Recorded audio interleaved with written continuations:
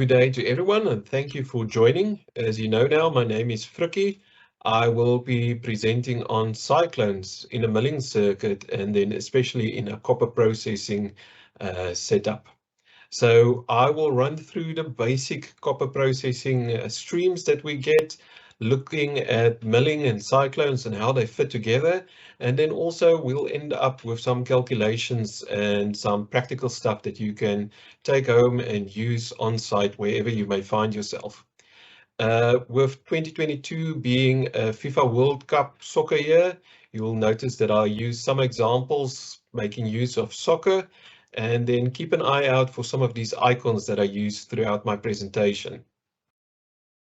So if we look at copper processing, we know it starts with milling, but then whether you have copper oxides, which means you'll have to go to leaching, or you get copper sulfides, which means you'll have to go to flotation for everything to work effectively.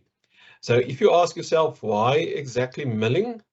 If we quickly have a look at this example of a copper sulfide piece of ore that I have over here, the big thing is we want access to these valuable minerals that's locked up in this particle. So that's why we need to break it. And to break it, we need some force and power. So here with the first soccer example, so the distance the ball will travel is a function of the power that will go in there. So the amount of power that he will kick that ball with will determine the distance the ball will travel. Now, ultimately, it's very similar to the grind that you can achieve in a milling circuit. That grind is dependent on the power draw of that specific mill. So I want to introduce you to the bond equation, and I think you might immediately remember this guy with the girls, the guns, and all the movies. Please don't be fooled. He is not responsible for this pretty formula. Here's the guy responsible for the bond equation. This is Fred Bond. Please don't underestimate him, and we keep him happy by giving him the recognition he deserves. So in the bond equation, we are looking at the power draw per metric ton, the fresh feed rate, or specific work index. We look at PSDs as well as some few correction factors for specific scenarios. Important here to note is that your P80 or your grind that you can achieve is a function of your power draw, your feed tonnages, your specific work index for the ore you're working with, as well as your feed PSD. And it is not, and I repeat, it is not a function of your cyclone cut point. So we know this is a mill, and we know in the feed to the mill, there's already particles that's fine enough, small enough, liberated, whatever you want to call it. And from the output, your product contains particles that is still not liberated or still too big. So we sit with this dilemma, how can we tame this beast? And this is where this pretty piece of equipment comes in, your cyclone. So we know a cyclone has a feeder overflow and an underflow, and it separates particles in terms of size. Smaller particles to the overflow, coarser particles to the underflow. So in an example where we have different particle sizes, we feed 10 of each into the cyclone, you'll see that the majority of it will report to your overflow. The majority of your fine particles, will report to your overflow, and the majority of your coarse particles will report to your underflow. So if we put this in a graph, you get this typical S curve, which is a realistic separation for cyclones, where the purple triangle represents the misplacement of coarse particles that went to your overflow, and the red triangle represents the misplacement of the fine particles that went to your underflow. Now, the aim of the game is here to get your graph as steep as possible, because the steeper the curve, the higher the efficiency, because smaller triangles means less misplacement. The flatter the curve, lower efficiency, because bigger triangles means more misplacement. So just to make sure we talk the same language, let's quickly have a look at the meaning of D50 or cut point, as well as something like a P100, for example. Now, in this example, we say our cut point is 60 micron and our P100 is 100 micron. What does that now actually mean? So we're talking about cut point, so we might as well go and cut up this whole thing and see what we end up with. So on the left, we sit with the particles that will report to your overflow, and on the right, the particles that will report to your underflow. Now, D50 means that a particle of this specific size has a 50% chance of either reporting to your overflow or to your underflow. So as you can see in this example, there's 4 red particles in your overflow and 4 red particles in your underflow. Whereas your P100, which is the purple particle in this instance, means that if you take your overflow and you pass it through a sieve with aperture sizes of the same size as the purple particle, 100% of your sample will pass through the sieve. Similar, a P80 means that if you take that sample and you pass it through that sieve, 80% of the particles will pass through. All right, so now that we know that, there is various different ways in which you can connect your cyclone to a mill, whether it's a primary mill, secondary mill, one cyclone, two cyclone, doesn't matter. But for now, for this presentation, I'm going to focus specifically on the one highlighted in green. So let's have a look what happens here. Let's say we want to fiddle around with our cyclone cut point, and we say we want a finer cut point because we want a finer grind. Let's see what happens. Let's say you do something to the cyclone to get a finer cut point. The effect will be that your recirculating load will actually increase because there's no more particles reporting to your underflow. If your recirculating load increases, remember this is a volumes game, your cyclone feed density increases.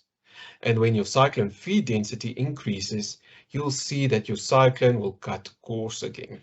So this thing has a funny way of balancing out over time. So typically what we'll see is that initial change in your cut, in your overflow P80 or your grind, but the system will sort it out itself again and it will balance out. But I must make this remark. This is with the assumption that everything else in the bond equation stays constant. So let's have a look at the bond equation, and we put our milling circuit in a black box. So we know all the parameters that enters into the black box, and we know we want some sort of grind coming out of this black box. It's important to note here that solids in will be solids out. So the amount of solids in stream 1 will be the same as the amount of solids in stream 4.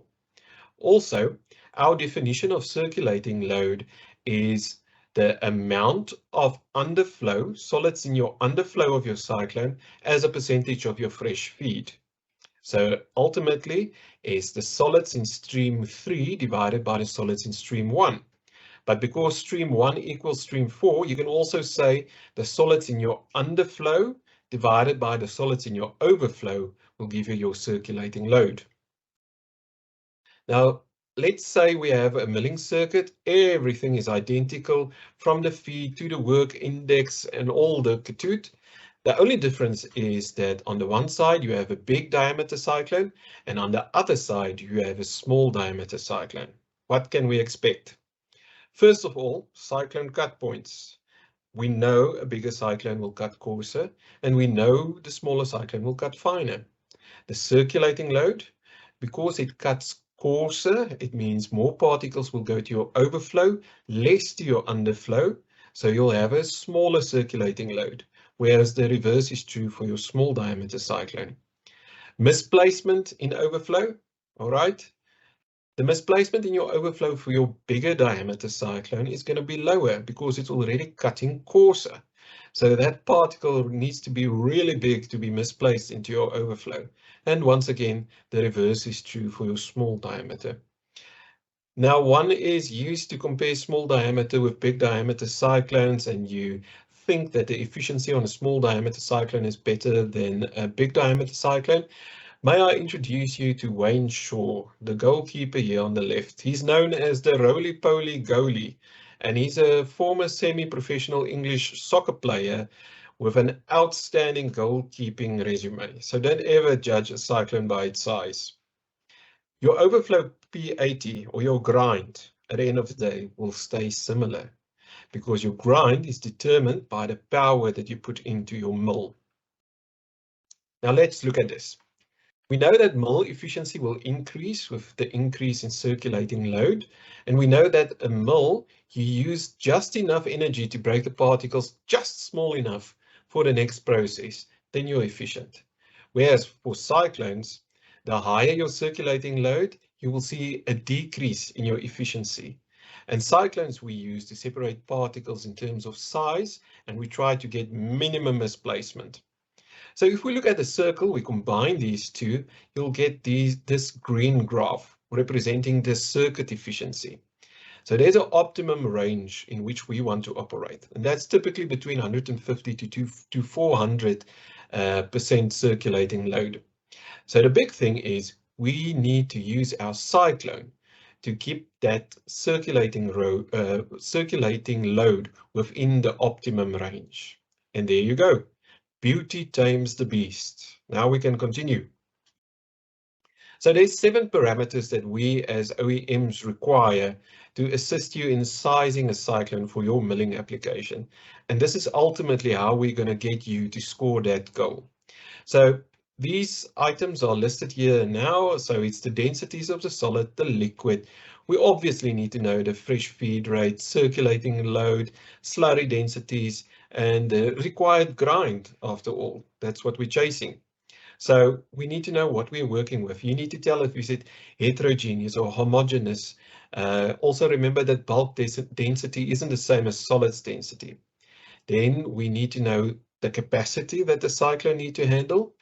But then also what's the requirement for downstream processes? Is it a specific density? Is it a specific grind? Whatever the case may be. And then our required underflow density of your cyclone, which is typically between 45 and 55% solids by volume. And then obviously the grind, which as mentioned previously, is typically given as a certain P80 of a certain micron fraction. So the process we follow to give you the cyclone that does the right job is we need to establish a mass balance where we're looking at the mill charge density, which is typically in the order of 50% solids by volume, depending whether it's primary, secondary, or even tertiary milling application. I already mentioned the cyclone underflow density, and then circulating loads, we had as little as 50% up to 700%. But normally for our simulations, which are iterative, we start at 250%, which is a common value. Then we also need to know the relationship between the grind that you want and the cut point that the cyclone actually needs to give. And for that, there's this multiplier table. So for instance, let's say we are chasing a grind P80 of 75 micron. Next to 80, you can see a 1.25. So that 1.25 we multiply with 75 and it gives you 94 microns. So this cyclone needs to cut at 94 microns enable for the circuit to produce the grind of 75 micron. Okay, cyclone sizing, there's a lot of stuff we need to weigh out and balance off each other. So large diameter versus small diameter, inclined versus vertical. And this has all to do with the number of units required, capex versus opex, flexibility, and allowance then for advanced process control. Now, on that note, let me quickly show you a typical milling flow sheet where you have your sag mill with your recycle stream, whatever comes out of the sag mill, you pump then up to classifying cyclones. Underflow is in closed circuit with the ball mill. You can add water as well.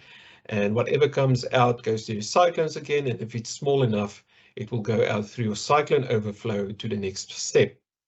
So the parameters that we are looking at is your manipulated parameters. So this is parameters which you can tweak and fine tune as required. And these are indicated by the red dots. Now I'm not going to go into everything, but you can see it's typically your water addition, your speed, and even the number of operational cyclones that you have online. And how do we determine which do we need to tweak and how far? We look at some of our measured parameters. They are indicated with the blue dots. So here we can look at the power draw. We can look at the level of the feed tank. We look at flows and densities, PSDs in your overflow, and there's a whole bunch of stuff that you can have a look at.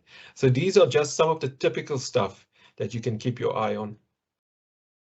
Now let's quickly have a look at this. How can you calculate the circuit's percentage circulating load with a simple instrument like a Marcy scale and beaker? Initially, when I was confronted with this the very first time, I couldn't understand it. But I need to tell you, don't underestimate this humble piece of equipment. Make sure you know how to use it, when to close the holes and when to open the holes with your fingers. So let's quickly have a look at this situation. So we have a milling circuit and we have 100 dry tons per hour fresh feed coming into the circuit, and we have a certain percentage solids by weight for the feed overflow and underflow of your cyclone. And the question is, what is the circulating load? So let's go and do this. So let's represent the fraction of solids in the feed with a small letter F. And we do the same with your fraction of solids in your overflow and underflow, as you can see over there. Now, we know this is a closed circuit, so the total tons coming in, solids, will be the total tons of solids going out. So we know our overflow tons is also 100 dry tons per hour. We also know what's the fraction of solids in your overflow, so therefore we can calculate that your total weight of your overflow slurry is 400 tons per hour. Now we're going to have a look at the total weight of slurry in your feed and your underflow as well. So first of all, there's a slurry balance. We know feed equals overflow plus underflow, and we already have a value for your overflow. And similar, we're looking at our solids balance, where we look at the portion of solids of your total slurry volume in your feed overflow and underflow. So there you have your two equations, and if you solve them simultaneously, you get to a value of 294 tons per hour slurry in your underflow. We know what's a fraction of solids in your underflow, so we can determine that the solids in your underflow is 247 tons per hour. Now, because we have our underflow solids, we have our overflow solids, we can calculate circulating load, which comes up just shy of 250%. Next one. So this is a real example. There's the layout of the milling circuit, and the client told us, listen here, we need to grind finer for better liberation, which makes sense. But they also have excess mill capacity, which can be utilized, but then it creates too much slimes. And there's also a requirement for 40% solids in the feed to the flotation. So Multotec, please help us. What can be done? So first of all, I need to introduce you to this fancy graph where we're looking at circulating load versus the mill capacity for different classification efficiencies. All right, so there we go from 100% down to 30%. So in this specific instance, we were fortunate enough to have the PSDs as well for the feed overflow and underflow to the cyclone. So there's this magical formula. Classification efficiency is roughly equal to your overflow dry tons per hour at your P95 size divided by your feed dry tons per hour at that very same size. So in this case, 95 gives us a certain aperture size in your overflow. If you take that down to your feed, you'll see that you get about 55%. So now to complete the equation, 95 times 60 tons per hour, your overflow, divided by 55 times 215, your feed to your cyclone, gives you 48%. So we have a rough estimate that our classification efficiency is 48%. And then we also know now how to calculate our circulating load. And in this case, it boils down to almost 260%. So these two numbers we then use, we plug it into this fancy graph that we have over here, and we see that we end up somewhere there. So our starting base is roughly at 30%. Right, now let's do our magic and make some improvements. So there's our stream. Our first suggestion was have secondary cyclones. The underflow will go back and your overflow will go to a second or a further stream downline. So the reason for your secondary cyclones is we know there's misplacement of coarse particles in your overflow. So let's try to recover these misplaced particles with another set of cyclones, our secondary cyclones. All right, but now you have the overflow of our overflow, so it's pretty wet and dilute. So before we send it on, we need to dewater it. Your underflow will then go to flotation or whatever process follows your milling circuit. And then your overflow, which is quite dilute as well, you can send back. And the reason for sending this back is now you dilute the feed to your primary and secondary cyclones. Because we know if you have a more dilute feed, your cyclone will perform better, give you a better efficiency. These dewatering cyclones is normally a cluster of small diameter cyclones that we use prior to flotation. There is just a completion of the mass balance. So what we did here is dilution, multi-stage cyclones. We know that the breakage rate of particles below 10 micron is very small. So most of the slimes circulate through the overflows of the cyclones. Now let's have a look at the results. There's our setup.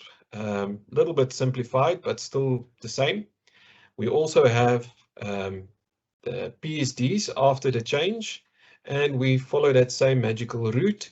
And we see, listen here, our classification efficiency is now closer to 53%. And our circulating load is in the order of 300%. So if we plot these two numbers on our fancy graph, we see that we're lying now at about 40%. So our improvement is in the order of 8% by making this change. And I think this counts for a lot if you think about the feed rate going into this milling circuit. So guys and girls, ladies and gentlemen, does this mean then happily ever after like every good Disney movie? No, not at all. I'm sure you have a lot of questions still. So questions like these and other mysteries of life, please feel free to contact us, either myself or our very own Cyclones guru, Mr. Ernst Becker, and we will assist you promptly. Thank you very much for attending. I hope you enjoyed it as much as I did and hope to hear from you soon. Thank you.